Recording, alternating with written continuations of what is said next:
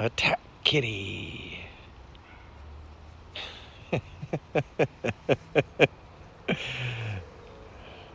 Okay, maybe not attack kitty.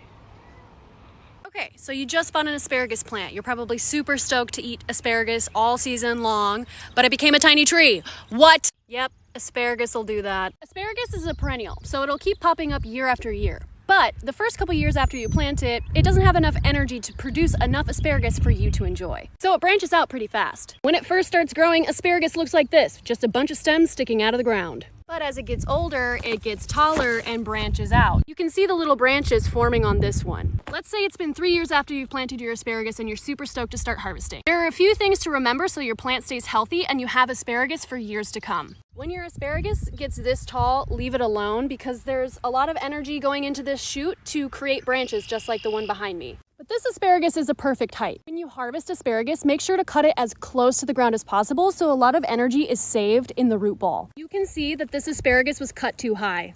How did I go from this to this?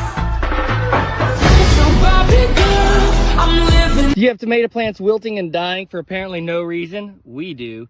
What we did to find out what was causing the problem, we cut the plant off at the base. Be careful when you're doing this to try to not disturb the soil too much. Then take a clear jar or a glass full of clean water and put this tomato stem down in there and let it sit. And you're watching to see if some white stringy stuff starts to come out. Now it does take a little bit of time. After a couple minutes, you're gonna look for these white milky strands that you can see coming out of the bottom of that stalk. If you've got those, then your problem is bacterial wilt. Bacterial wilt will cause problems and clog up those capillaries that normally take up water out of the ground and run up to your plant, which is why the plant just suddenly wilts.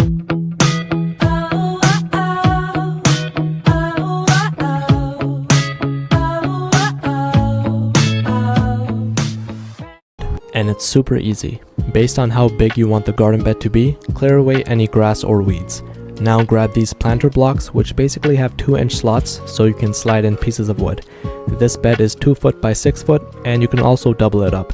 Now fill it up with your compost and topsoil. I forgot to grab vermiculite, which is basically a mineral that helps to aerate the soil for better root development. I just picked some up from Home Depot. Spread it across your bed and give it a good mix. Now you can use any sort of mulch, which is good for water retention. I'm just using wood chips, so spread the mulch evenly across your bed. Finally, to help organize your plants, you can use the square foot gardening method with the help of some string and nails. That's pretty much it.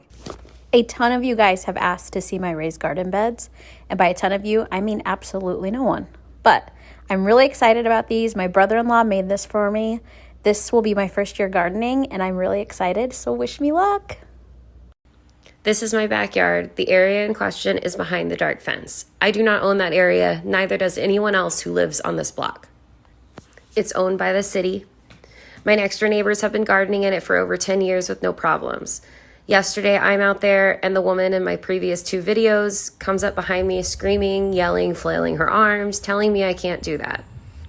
I kept telling her if she has a problem, she can call the city, but stop yelling at me. She wouldn't stop. She just kept going on and on. I have now contacted my city council member. She says she thinks it's a great idea. She's looking up the property lines for me, and she gave me some resources to some citywide initiatives for urban gardens. So I'm going to try and get some grants and do that. So here's something important you want to learn about when purchasing tomato plants. You notice some are determinate or indeterminate. So what determinate means is that this plant will grow to a determined height and produce a determined amount of fruit. So basically this plant will grow to a specific size, and then most of the fruit will come at one time, usually early in the season. Indeterminate means there is no determined height or size this plant will grow. It will just grow wild all year long and slowly produce fruit all year long. So if you want a bunch of fruit all at once, determinate is where you want to go.